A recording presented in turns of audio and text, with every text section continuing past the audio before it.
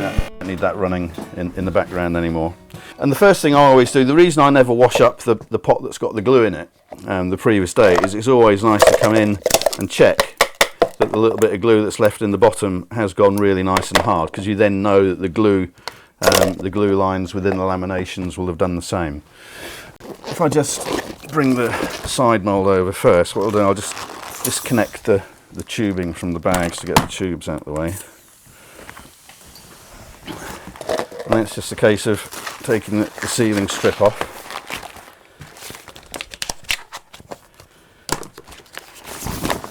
Taking the mould out.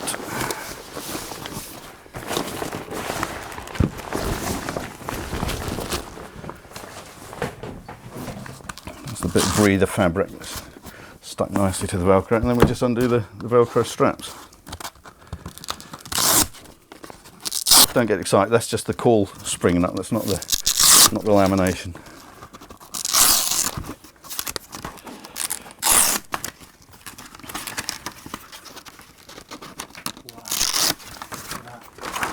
Yeah, I mean that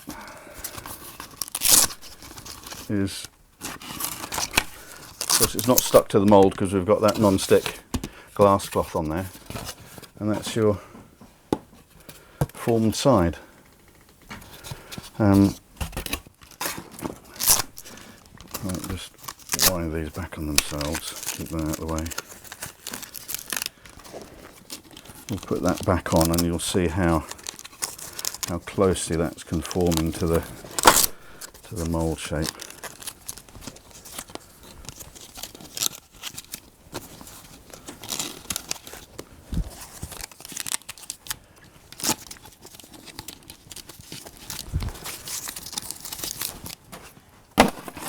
Right. So I mean you can see there there's no spring to speak of at all. So from a reliability point of view, laminating sides is great because you're using very flexible materials, but you're creating a really quite rigid and stiff structure very accurately from the mould. Feels pretty much like a normal side to me. Yeah, well it would do, it's 2.5mm thick wood. Well, obviously looks spectacular. So shall we get the other one out? Yeah, the same. This is a less dramatic lamination, but it will still demonstrate that we've formed the dish shape. Mostly down to Mark pointing out I was about to put it in the wrong way up, which would have been hilarious. So that's just the cool. And there, again, you should be able to see that you've got that slight dishing. Yeah, it's definitely domed. Look at that. Check it out.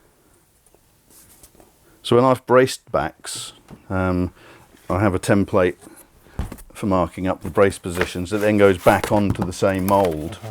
I glue the braces up and just tape them in position and then put them back in the latex bag when I'm bonding the braces down. Again, suck it down. And fantastic. So you use exactly the same technique and bag. It's a different bag material. To glue your braces on as well. To glue the braces on. Excellent. Yeah. Well, that's eliminates the need for a GoBar deck then, doesn't it? Well, it does. I mean, there's nothing wrong with the GoBar deck. The main issue that I see with them is that they're creating a very sharp point of pressure rather than an evenly spread pressure. But that's not to say if you have, 10 GoBar pressure, whatever this is called, sticks, you'll achieve the same thing. But it may well take you longer. Yeah, it's perfectly. So brilliant. Well, look at that. I'd call that a success, wouldn't you? I think that's very successful, yeah. That's not bad. I mean, the fact that we use this fairly wacky veneer kind of demonstrates one of the aspects of laminating that excites me, in that it allows us to make guitars out of materials that you can't buy as solid wood. Exactly. You know, there are a limited number of species that you can buy as sort of matched guitar sets. There's a far, far greater number of species of veneer that you can buy. Both natural veneers like the figured sycamore on the inside, and also things like the man-made one that we've got on the face of these parts. Yeah, and of course you can choose what you use on the outside and the inside. Yes. Getting the advantages of the tone from all the different woods. Mix it up. Yeah, I mean, the other thing to bear in mind about the layup that we've used here, it does have a poplar core, which is a fairly soft wood core. And that is primarily because that was what was used on the Machiavelli guitars. And what I haven't done experimentation with is, rather than having the grain completely at right angles, maybe having the internal layers with the grain just at an angle. That will still 45 degrees opposite. Well, not even necessarily 45 degrees, a shallower angle than that even, because that's still going to give you the cross grain stability of a plywood, but it will give you sort of 80% of the grain going longitudinally rather than only 60% of it, which is what we've got here. Yeah, I guess there's room to experiment to optimise it. More room for experimentation than I've got time to. Yeah, well, that's what we're here for. So Yeah. But no, for sure, there are so many options. And you know, if you're making a Macassar ebony guitar, for instance, you could use Macassar ebony all the way through. You know, so you can end up with components that are solid ebony, or solid rosewood, or solid anything else. So the combination of materials is something that, you know, people can play with and experiment with themselves. So let's just talk about the main benefits then. The main benefit, obviously, from my point of view, is that you can use what would be unusable wood for bending. Yeah. Impossible to bend, you can use that. That's kind of one of the creative advantages. Yeah, but obviously, from a builder's point of view, you have to consider price. Yeah. So solid timber is very expensive, and it's also wasteful, isn't it? It's incredibly wasteful. If you're buying guitar, what sort of thickness do your guitar sides come in at? 4mm, 3mm? Yeah, 4mm. Yeah, 4mm. 5 even.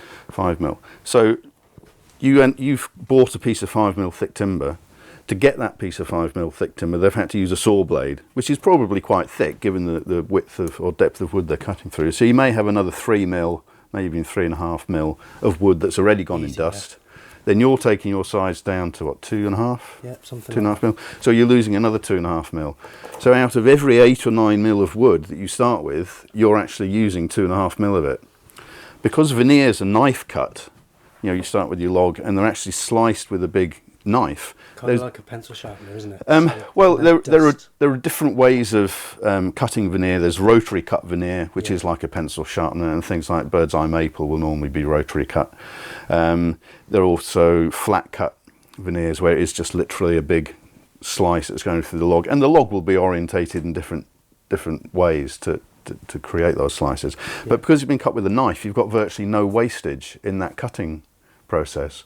Yeah. So you're cutting, you know, from 10mm of veneer, 10mm of wood, you end up with 10mm thickness of veneer. We're then using 5 layers of it without doing anything to it. So that's then being reconstituted again. So the wastage factor is tiny compared with using solid wood. Knife cut. It's really clean, isn't it? So the surface doesn't need much sanding. It doesn't. I mean, if you get veneer that is really bumpy and bobbly, don't use it. It shouldn't be. And there are certain types of veneer that I probably wouldn't use for guitar making for just that reason. Of course, and that leads us on to the main disadvantage of a veneer is that if you over sand it, then you can sand through the top layer, and I think at that point you've pretty much ruined it, haven't you? It's it's not ideal. Not ideal. To use one of my family phrases. No, for sure. You have to be a lot more careful when you're finishing it. When you're sanding it. Like I say, it comes knife cut, which is almost like a planed finish. Yeah. All you really need to do is a lick with 240 or maybe 180.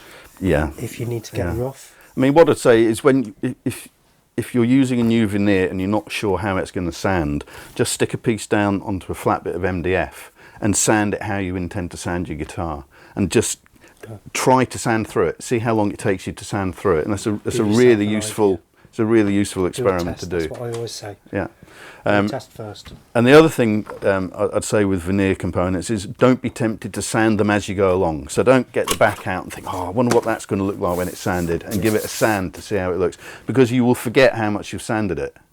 So when you then come to assemble a guitar and you then give it another sand, you can't remember how much you've taken off the first time. Yeah, I always recommend to leave the sand until the last kick of the ball, because you never know what's going to happen during the build process. Like if you sanded it early on, you might put a scratch in it during the build process and have to sand it twice.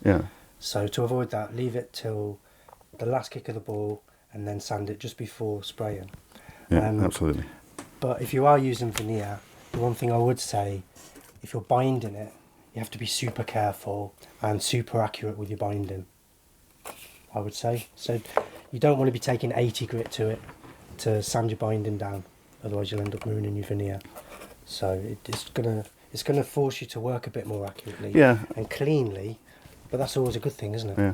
Well, when the guitars that I've made, and I'm standing here having made 3 guitars, when I've come to clean up the bindings, I've actually used a scraper blade, because I find it easy to control the removal of material, and because you're kind of looking at it the whole time, exactly, you can see as soon as you get down to the point where you're starting to take material off of the side rather than just the binding. You can stop at that point. And that's the point which you stop. But then from there, you have literally just got clean up with either 240 or 320 grit paper, which isn't removing a lot of material at all. So the main advantages are that you can use spectacular wood that would be otherwise unusable for bending, and it's a lot cheaper. It is cheaper. The veneer is a lot cheaper. I'm not saying heat bending is unreliable, but you're far less likely, especially as a novice guitar maker, to break a side that you're laminating. And if you do manage to screw up a side, because the leaves of veneer within a bundle are all sequential, it means that you've probably got another 3 leaves of veneer that will still match the one on the opposite side that you'd have available to you. Go. Exactly.